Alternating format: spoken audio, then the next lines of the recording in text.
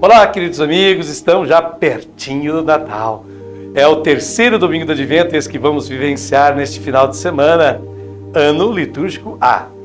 E com a ajuda de Frei Alberto Maggi, esse conhecido biblista italiano que sempre nos providencia uma magnífica interpretação do texto bíblico, vamos refletir Mateus capítulo 11, versículos de 2 a 11. E o tema da liturgia é Jesus, Messias misericordioso que promove a vida.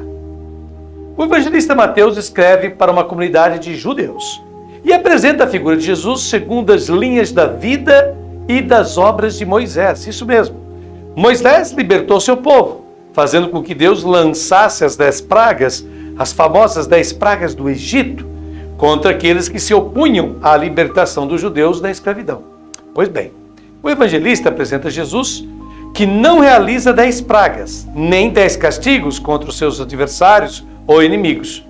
Mas Jesus realiza 10 obras com as quais comunica a vida. E também comunica a vida aos seus rivais, aos seus inimigos. Tudo isso desconcerta, porque a atividade de Jesus não é a esperada, aquela que tinha sido anunciada por João Batista. Lembremos-nos do Messias carrasco, justiceiro, que tem um machado na mão, corta toda árvore que não dá fruto e joga no fogo. Esse Messias viria para dividir o povo em puros e impuros, bons e maus. E, de fato, é o próprio João que entra em crise. Vamos ler o Evangelho de hoje e perceber o que acontece. Primeiramente, comecemos com a primeira parte do versículo 2 do capítulo 11 de Mateus, que diz o seguinte: Ora, João Batista estava na prisão. O evangelista dá por conhecida a prisão de João Batista, embora na realidade ele nos conte isso apenas no capítulo 14 do seu evangelho. E por que João está na prisão? Segundo Mateus, é porque João Batista havia acusado Herodes de se casar com a mulher do seu irmão. Mas há um historiador daquela época, chamado Flávio Joséfo, que, em sua obra chamada Antiguidades Judaicas, nos dá uma leitura política do encarceramento e depois do assassinato de João Batista. Flávio Joséfo escreve que Herodes estava preocupado com o sucesso, com as pessoas que seguiram o Batista.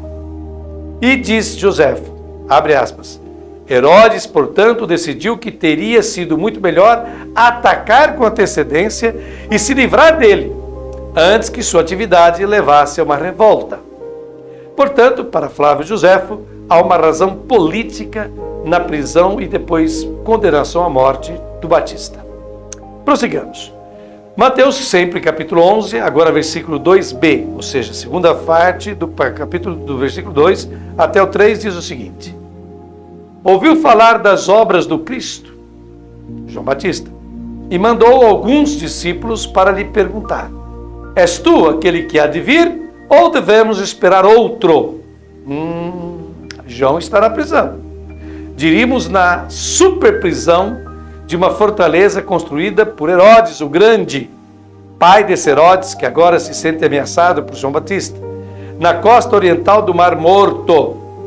Essa prisão se chamava Maqueronte. E diz o texto do Evangelho que ele ouviu falar das obras do Cristo. Ora, todas são obras com as quais Jesus, o Messias, comunicou vida, também aos pecadores e até aos inimigos dele. É estranho que apareçam os discípulos de João Batista. Vê-se que eles não aceitaram Jesus como aquele a seguir, porque permaneciam discípulos do Batista. O pedido de João Batista tem todo o sabor de uma excomunhão. Isso mesmo. Porque este Jesus não é aquele Messias que João Batista tinha anunciado. Aquele Messias carrasco que vinha cumprir o castigo de Deus em relação ao seu povo, né? Então, João Batista, em profunda crise, envia-lhe esta excomunhão. És tu aquele que há de vir ou devemos esperar outro? Jesus não responde à controvérsia com argumentos teológicos ou bíblicos, mas com obras. Vamos ver. No capítulo 11, versículo de 4 a 5, o texto do evangelho deste domingo nos diz: Jesus respondeu-lhes: Ide contar a João o que estáis ouvindo e vendo. Cegos recobram a vista, paralíticos andam, leprosos são purificados, surdos ouvem, mortos ressuscitam, e aos pobres é anunciado o evangelho. O que estáis ouvindo e vendo, isto é, o que vocês experimentam, digam a João. E aqui Jesus enumera 6 obras, 6 ações. O número 6 recorda os dias da criação. Deus criou o mundo em 6 dias, segundo Gênesis. Portanto, Jesus, em extensão com Deus, o Deus da criação, continua comunicando vida. E são todas ações com as quais se comunica, retribui ou alegra a vida das pessoas. É bom recordar que os leprosos não eram considerados doentes, mas amaldiçoados, punidos. E qual é a boa notícia que os pobres esperam? Ora, os pobres só esperam uma boa notícia, que é o fim da pobreza. Jesus extrai esta lista das ações do Messias conforme haviam sido anunciadas pelo profeta Isaías em 2 capítulos de seu livro, no capítulo 35 e no capítulo 61 de Isaías. Mas em ambas as passagens, Isaías também havia anunciado a vingança de Deus contra os pagãos, contra os pecadores. Jesus omite essa vingança. Isaías cita: a ação de Deus por meio de Jesus é uma oferta de amor a todos. Não há forma de vingança ou punição nas atitudes e ações de Jesus. Prossigamos. O versículo 6 do capítulo 11 de Mateus nos diz: E bem-aventurado quem não se escandaliza por causa de mim. Por isso, Jesus proclama bem-aventurado quem não se escandaliza por causa de mim. Portanto, há uma bem-aventurança nova neste evangelho de Mateus. E qual é o escândalo? Qual é o motivo para se escandalizar de Jesus? É o escândalo da misericórdia.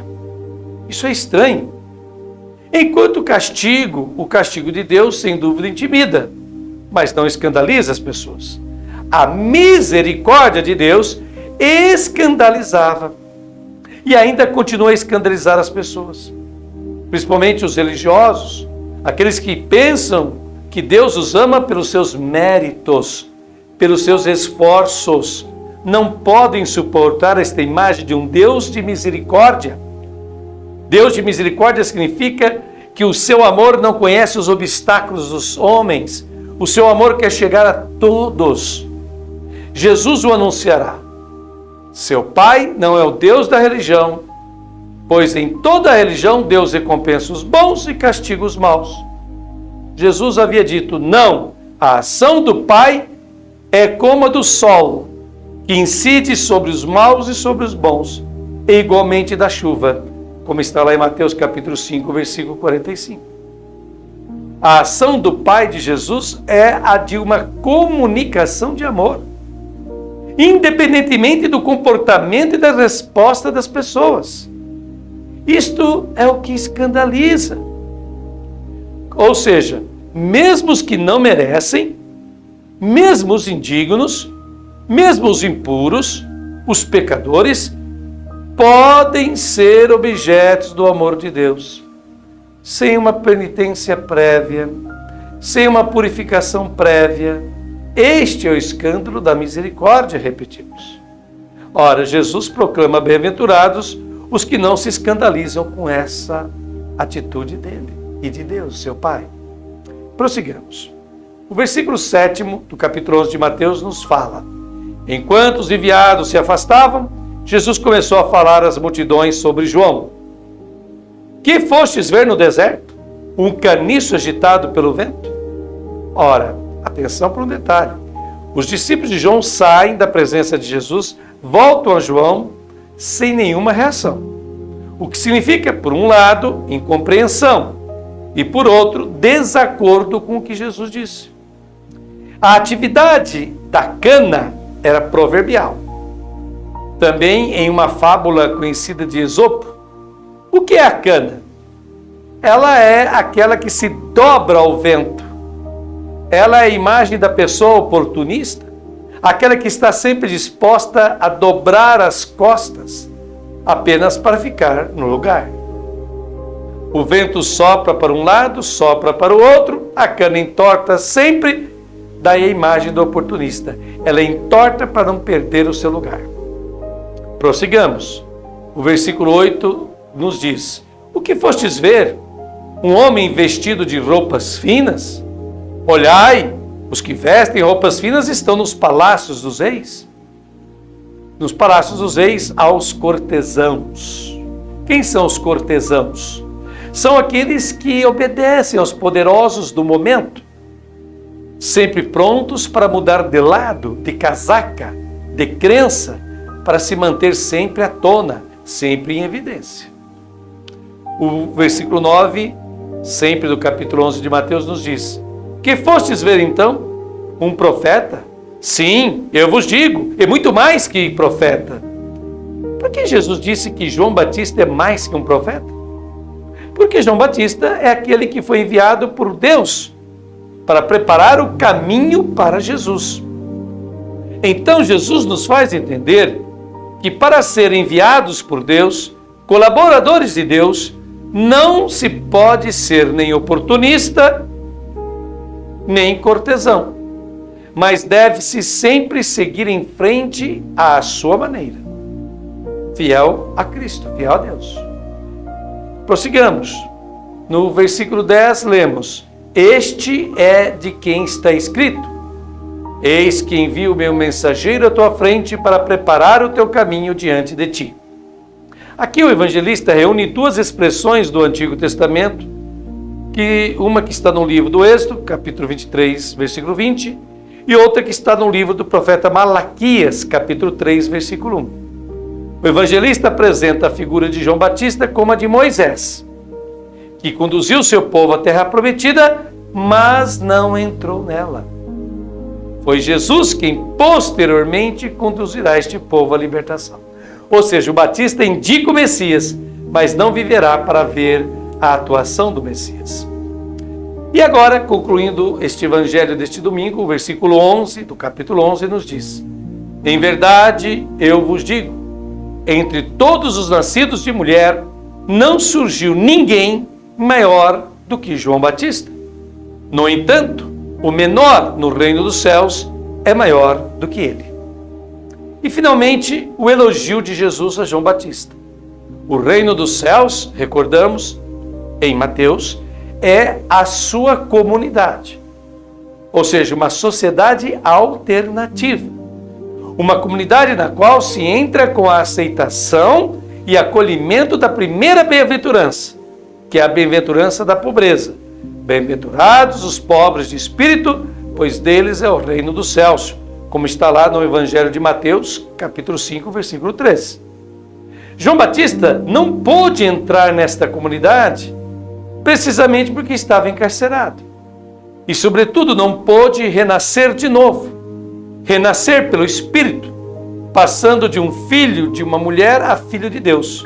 Por isso se diz que é maior do que ele qualquer um que entrou neste reino. Essa é a reflexão do texto do Santo Evangelho. Agora, eu vos apresento uma meditação minha, pessoal. E começo citando São Pio de Pietrelcina, que nos diz o seguinte: Deus quer que as suas misérias sejam o trono da sua misericórdia. Isso, Padre Pio ou São Pio falando para nós. Deus quer que as suas misérias, ou seja, as misérias de cada um de nós, sejam o trono da sua misericórdia. Olha que linda frase. O Advento, queridos irmãos e irmãs, nos reserva grandes surpresas. Mediante o Santo Evangelho deste domingo, nos é revelado que aquilo que Jesus fazia deixou desconcertado e em dúvidas o profeta encarregado de preparar os caminhos ao Messias. A tal ponto que João Batista não hesita em enviar até Jesus uma dupla de discípulos para tirar a limpo quem era de fato Jesus de Nazaré. Ora, se João Batista mostra-se desconfiado, imaginemos os homens e mulheres de hoje. agindo com misericórdia e colocando a vida, a dignidade e a felicidade das pessoas acima de tudo, incluindo leis e costumes tradicionais. Jesus não se encaixa nos moldes de Messias que o judaísmo havia criado. E não se encaixa em nossos moldes atuais também. Bem em nosso íntimo, bem no fundo, a maioria de nós acha que seja normal Deus agir com justiça para com aqueles que não vivem conforme os seus mandamentos, as suas normas e preceitos. O pecador deve receber algum tipo de castigo ou punição na nossa mentalidade. Afinal, Deus não pode tratar de modo igual os desiguais. Deus não pode ser bondoso com aqueles que não foram bondosos. É a justiça retributiva funcionando poderosamente em nossas mentes e corações. Quantas igrejas ainda hoje não fundamentam a sua pregação justamente nesse binômio? Pecado versus punição e castigo. Arrependimento com salvação. O medo da condenação eterna, o medo de terríveis castigos, o medo de ser expulso da comunidade dos santos de Deus, torna mais fácil o domínio, o controle e a manipulação de muitos fiéis por parte de vários pastores, padres e religiosos em geral. Ocorre, no entanto, que Deus não tem por princípio de ação esse tipo de justiça inventada pelos seres humanos. O que não cabia na mente de João Batista é o mesmo que não cabe na nossa nos dias de hoje.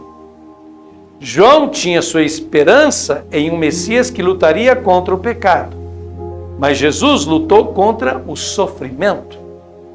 Assim, Jesus modificou a religião e anunciou um reino de Deus baseado no humano, ao invés do religioso. Como nos diz o teólogo espanhol José Maria Castillo. Jesus atuou no sentido de aliviar as penas humanas, dar vida plena às pessoas, proporcionar ocasiões de felicidade e difundir boas notícias aos seres humanos. A sua preocupação principal não foi com o pecado, como ocorre com tantos religiosos nos tempos atuais, mas com o sofrimento, com a dor humana que destruía por completo o plano de seu Pai para a humanidade, que era um plano de vida de amor, pois somente o amor é digno de fé. Se não compreendermos isso, como João Batista e seus discípulos tiveram dificuldade de compreender e aceitar, não seremos jamais autênticos seguidores e seguidoras de Jesus, o Cristo. A nossa missão principal é curar as feridas de todas as pessoas machucadas pela sociedade, por este mundo injusto e cruel no qual vivemos.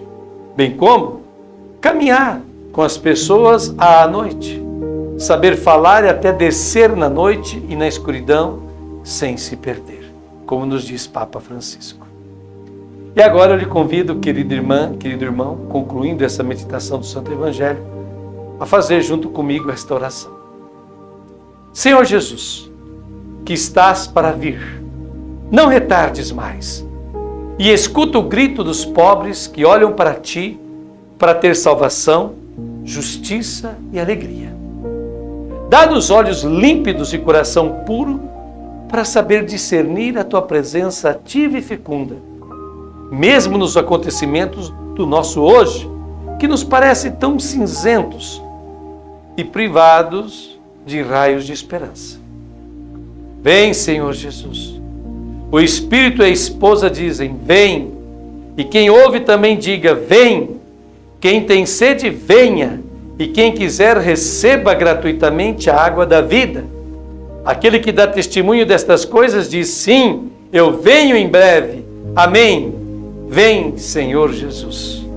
Essa oração, citando Apocalipse, foi composta por Marielina de Simone, uma monja dominicana, ou aliás, camiliana, melhor dizendo, italiana. Muito obrigado, querido irmão, querida irmã, você que nos acompanha hoje nesse terceiro domingo do Advento. Que Deus lhe abençoe e derrame suas graças e até o próximo final de semana, se Deus quiser.